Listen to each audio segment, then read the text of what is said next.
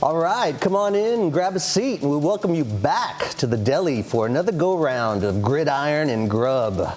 I'm Joseph Perales here with my Deli partner, Garrett Podell.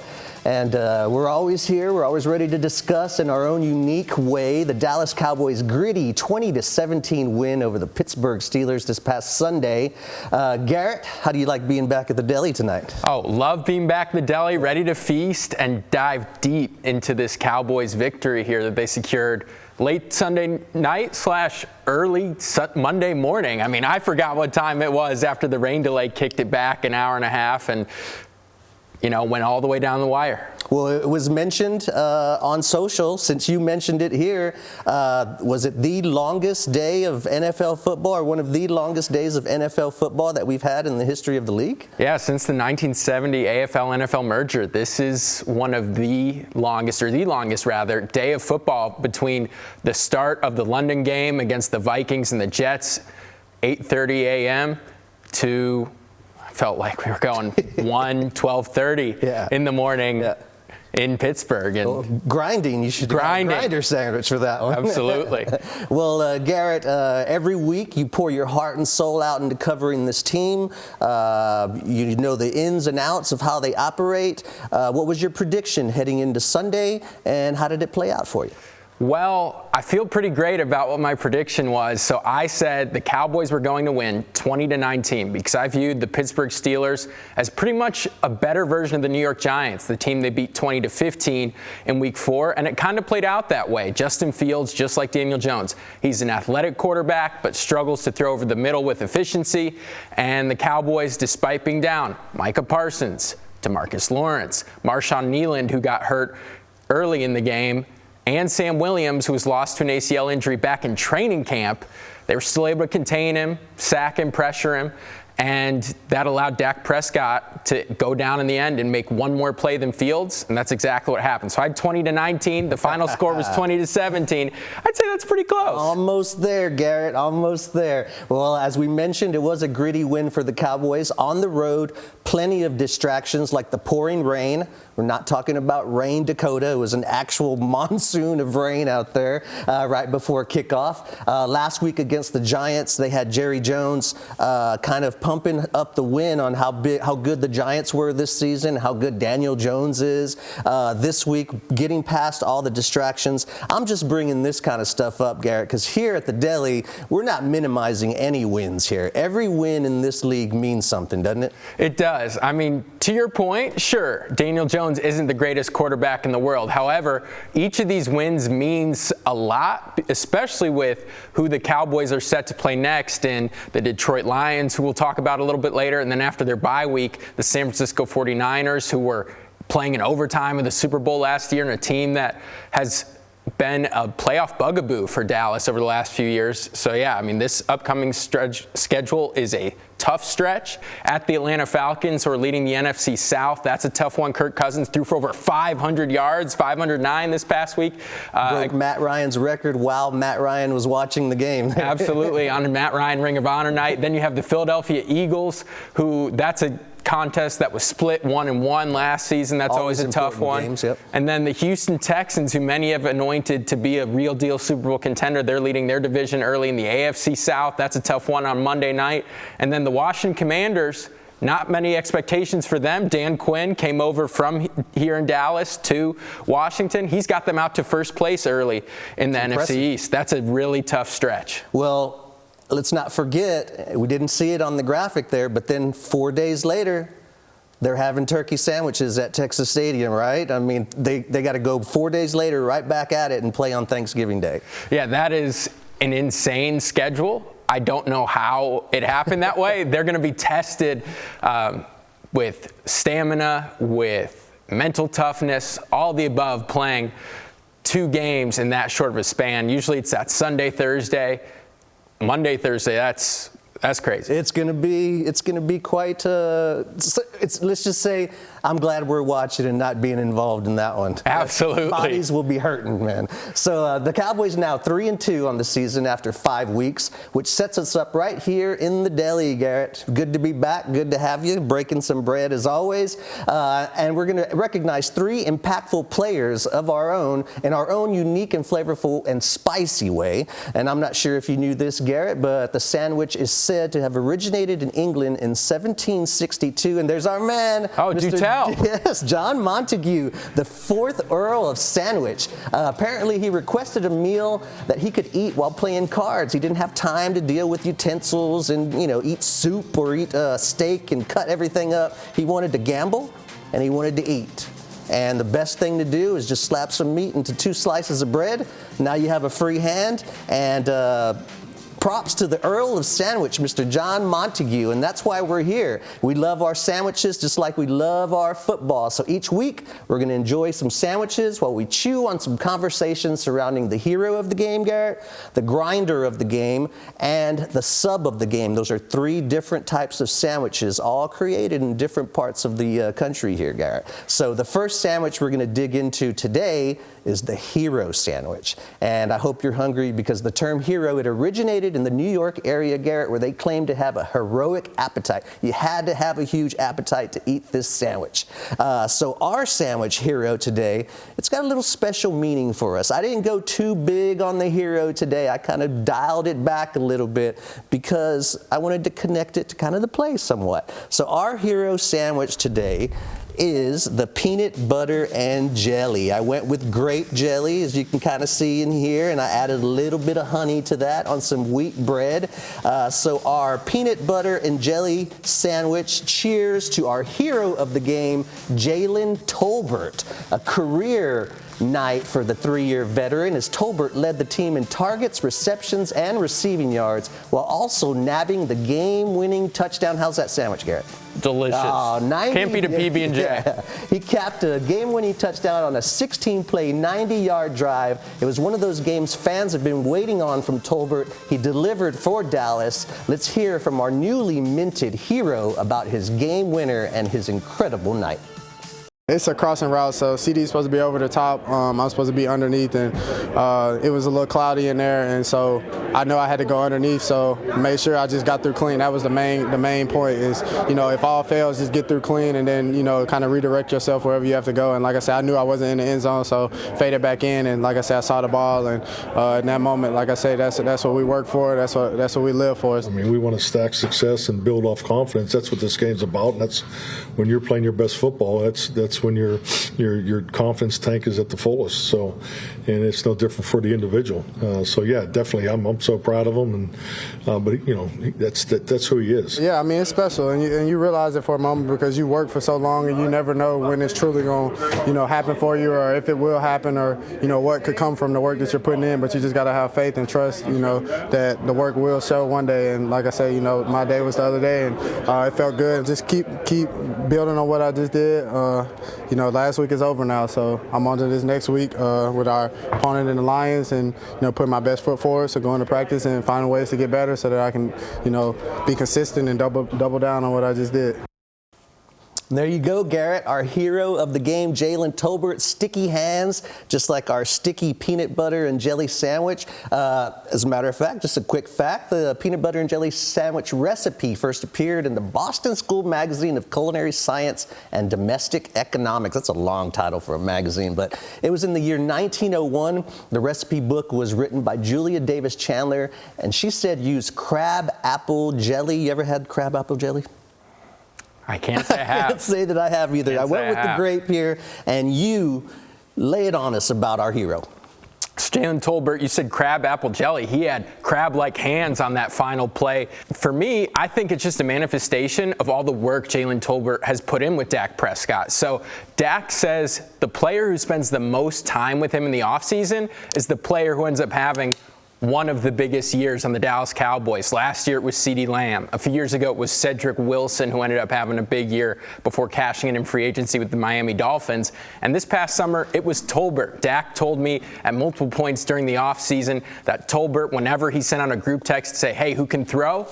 Tolbert was there, whether it was at a local high school in the area near Frisco, whether it was in the Dak yard, Dak's backyard out in Prosper, or any other location. I think they threw at SMU or a few other college campuses as well, just depending on what was available. And so Tolbert really put together all that work and showed it in a regular season game for the first time, career high 87 yards and the game-winning touchdown. Well, every hero has a story, Garrett. We've talked about this. Let's talk about our hero story. It all started maybe the play before. Yes. And I think Tyler Smith said it best when he said on his quote just the other day, he says, bro, it was miraculous. I mean, literally, he sprained. You see all the emblems there. You could use any word you want for growing, and that's what he said. Because sorry guys, he apologized to us afterward. The play before, he comes back, he makes the game winner, and it was unbelievable. Tyler Smith talking about Jalen Tolbert's recovery, quick recovery, and that's why I got the extra crunchy peanut butter today for us, so I hope you're enjoying that. But that was Tyler Smith on Tolbert's play. Yeah, it made a lot of sense because the play prior to Tolbert's game winner, it was 3rd and goal, and Dak was kind of scrambling around. He was looking actually for Jalen Brooks across the formation, but when he saw that route was covered, he started to scramble and go back to Tolbert, but it was kind of a last-minute decision. Right. And so he kind of just rocket launched it kind of down because he was kind of moving forward, leaning forward, and Tolbert sliding as if it were a baseball player going into second base, went for the ball, and the ball connected directly with Tolbert's midsection. And it was an incomplete pass.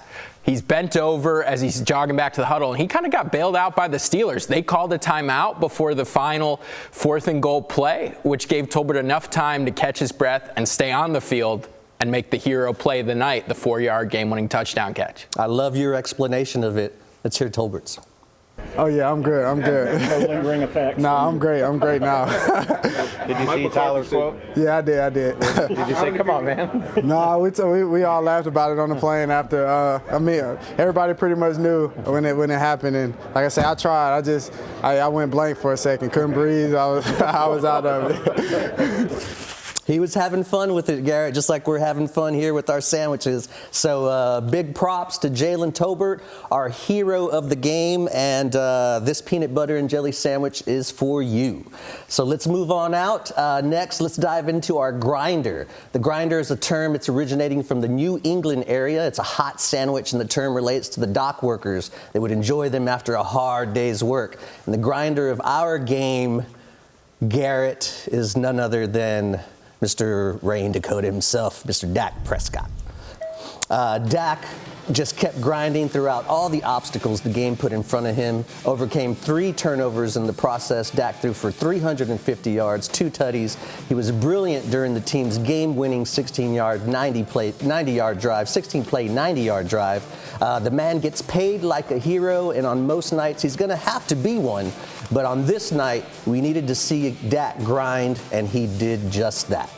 Yeah, he overcame a game in which the Cowboys lost the turnover battle 3-1. That's typically a formula for a loss. But in the second half, Dak was able to overcome the turnovers, which involved he got strip sacked. Yeah. He owned up and said, that's my bad. And then he had a couple interceptions in which one was an overthrow to Tolbert, in which maybe Tolbert could have jumped for it, but that's a play in which Dak got ambitious and it kind of got away with him, and another on a miscommunication to CeeDee Lamb in the end zone early, but overcame that and went down the last 2 drives of the game. Touchdown pass to Rico Dowdle, touchdown pass to Jalen Tolbert, and that was the difference in the win. Dak just made one more play, and that's what they pay him to do. 4 years, $240 million, highest paid player in football. He made the plays. Well, in honor of Dak and his New Orleans heritage, I guess I'd say, I went with something as close to the muffaletta as I could. So dig in here, Garrett, get your piece, and let's toast so the muffaletta is from New Orleans. It's an Italian sandwich.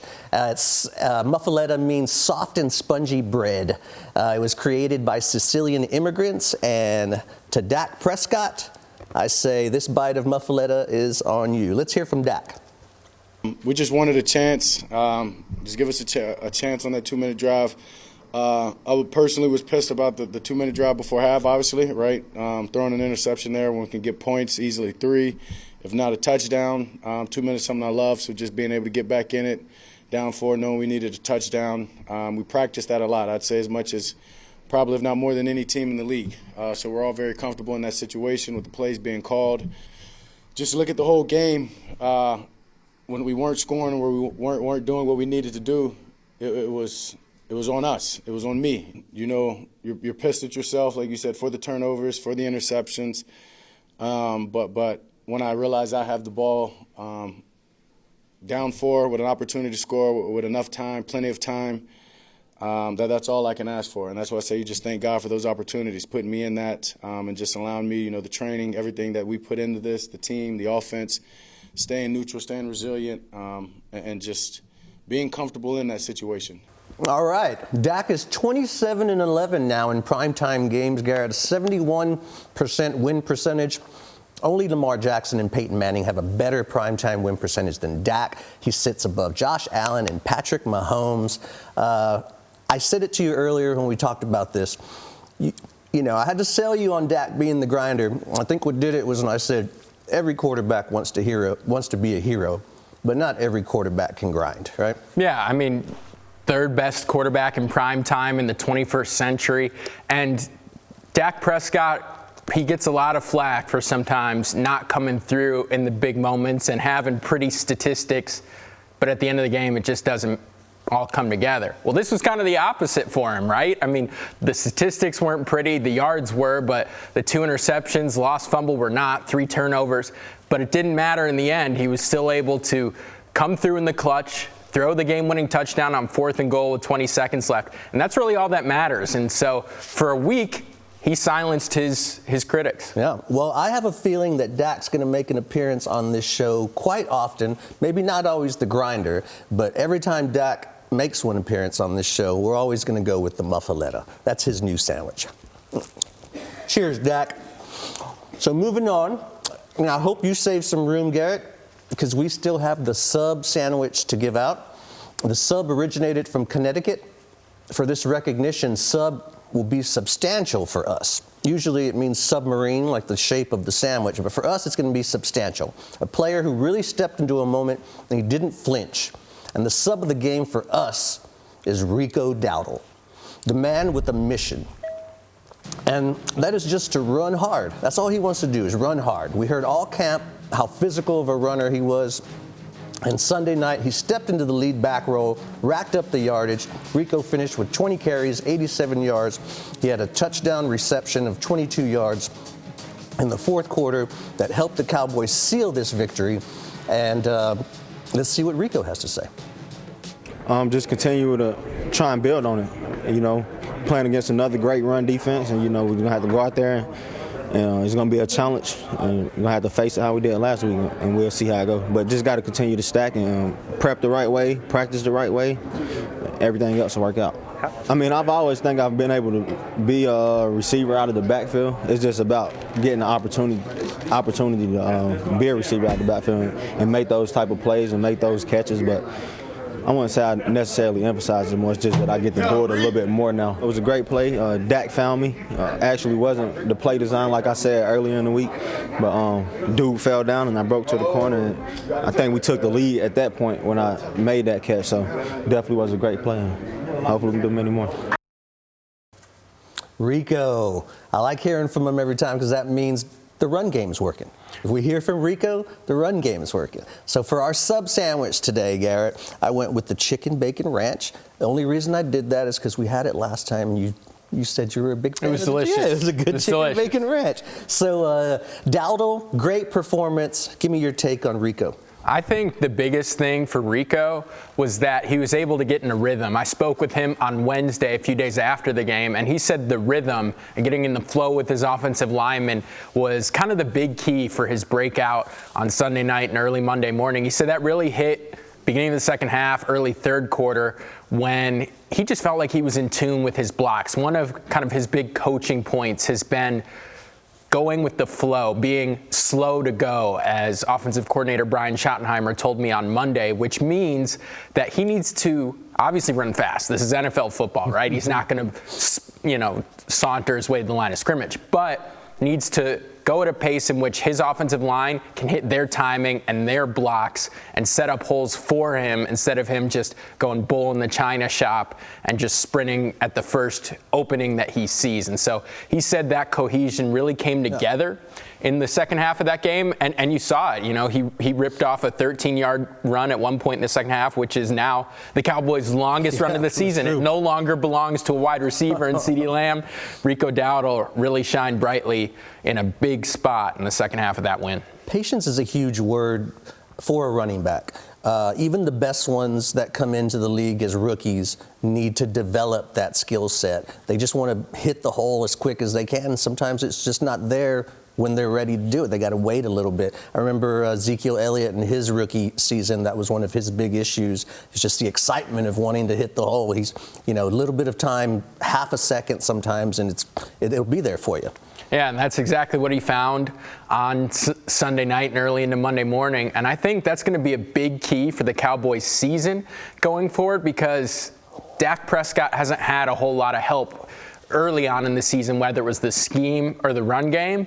But we saw in week 5 that he had actually both of those things. He had an offense that ran a ton more motion than it had all season, and finally support from the run game. And I think having both of those things can really elevate Prescott, not only when he's playing well to potentially all-pro heights like he played last year, but also out of a rut like we saw early in the game on Sunday to a place that he can go and still win the game. Well, great. There's our hero, Jalen Tolbert, our grinder, Dak Prescott, and our sub, Rico Dowdle. Great performances, all key in the Cowboys' 2017 win over the Steelers this past Sunday.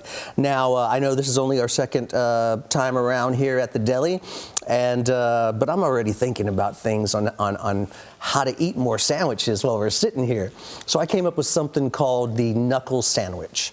So what we're going to do here, I noticed last time we were here, we kind of toasted our sandwiches together when we were getting excited about some of these players. So now, at the end of our show, we're going to have a little toast. I'm going with my chicken bacon ranch, and I'd like to give out a knuckle sandwich to Kevontae Turpin. And for me, I liked watching Turpin just get involved in the offense.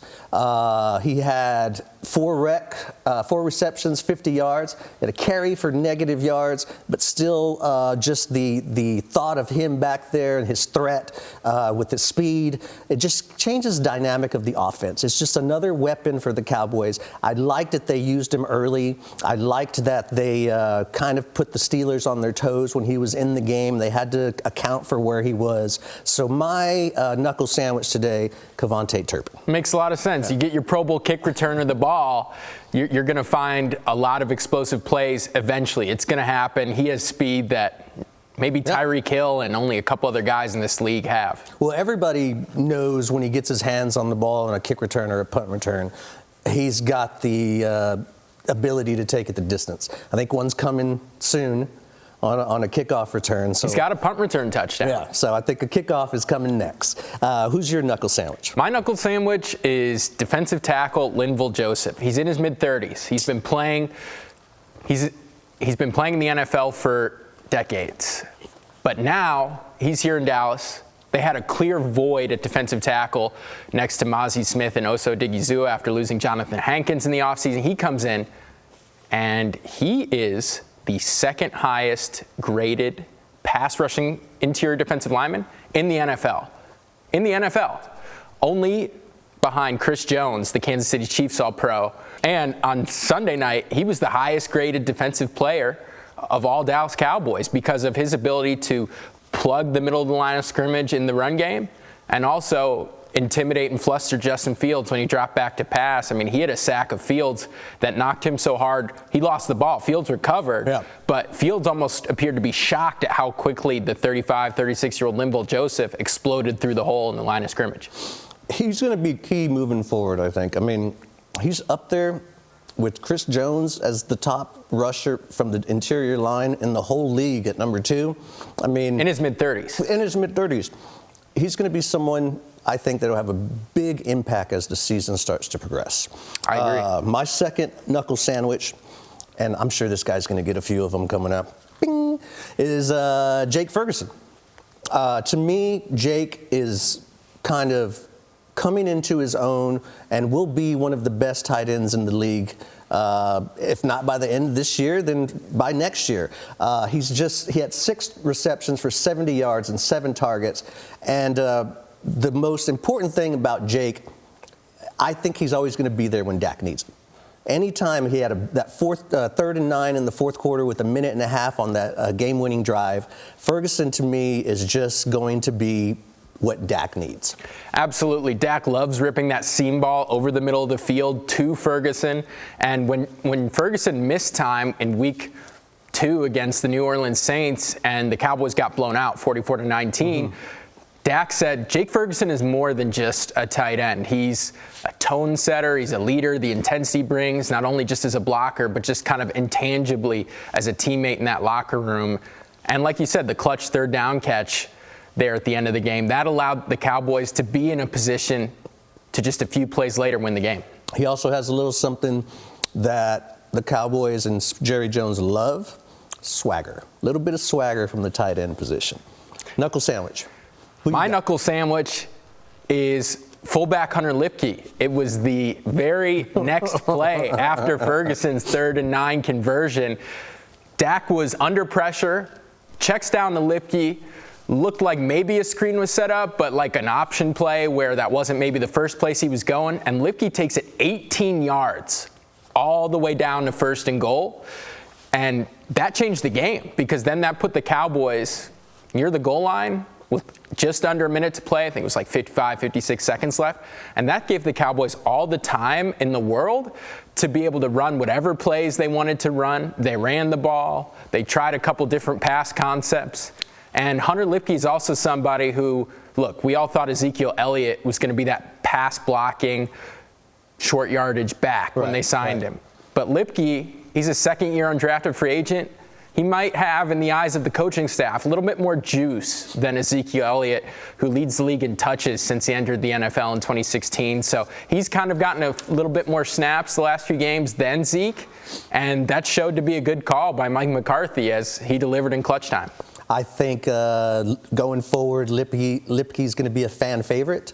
I'm looking forward to seeing what his version of Moose is going to be. So they had Darryl Johnston as Moose. I wonder how the fans are going to react to Lipke when he starts making big plays later on down the season.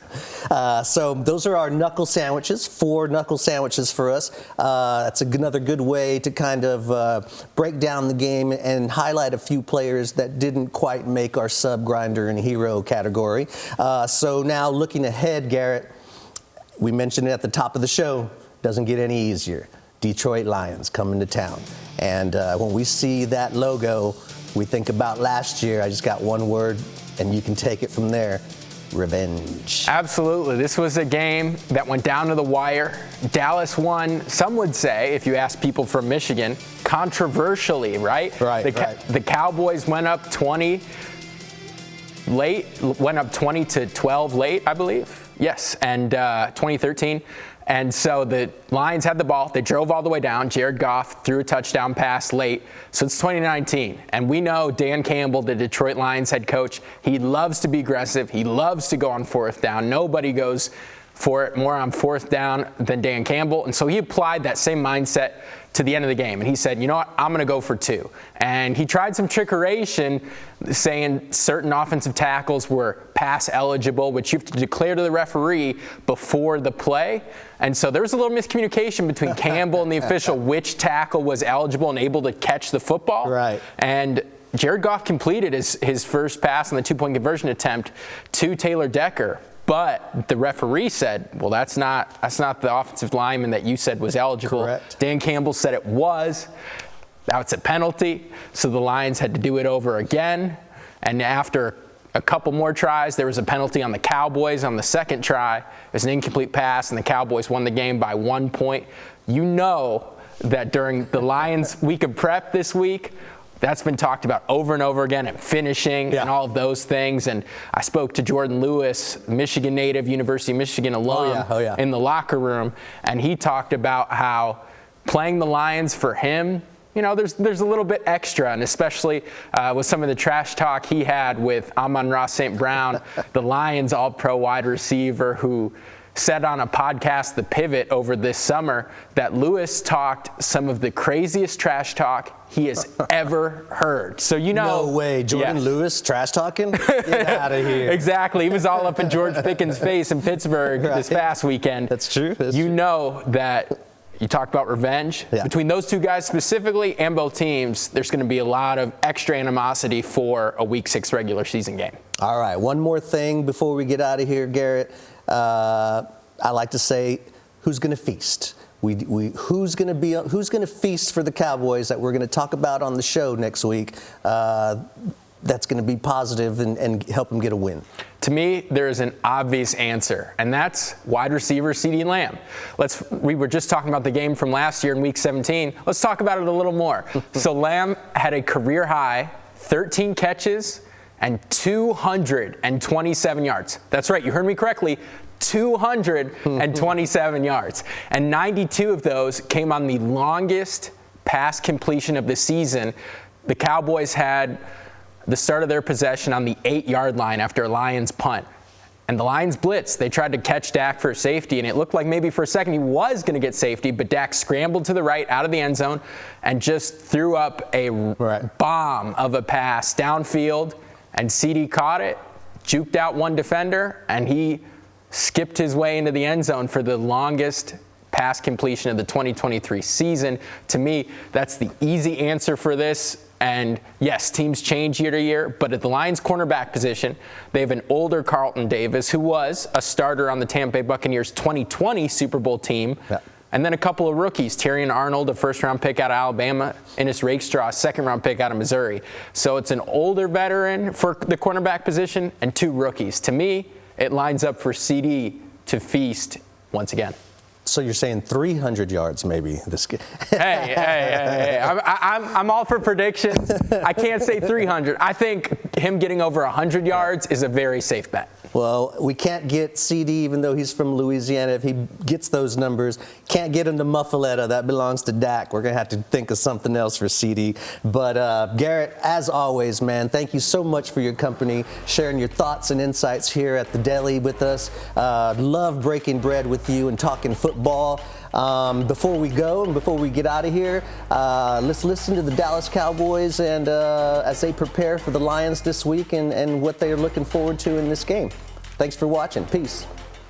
I think really as an offense, they're really in sync. Those guys have been together a couple years now and playing with a lot of confidence. Don't beat ourselves. I think we still haven't played our best football. We've left a lot out there on the field, and so I think just continuing to challenge ourselves to be our best version of ourselves when we come Sunday, and then I think we'll love the result. Their backers play up real close to the ball. One of their main things they like to do, pretty similar to what we faced the past couple weeks. We've been through, like I said, just got out of the interview, a gauntlet of teams is good at stopping the run. And most importantly, when they're playing fast, the efficiency that they particularly played, you can't play any better than the last time they lined up offensively, but very, very impressive. I just make the plays that come to me. I'm just watching film.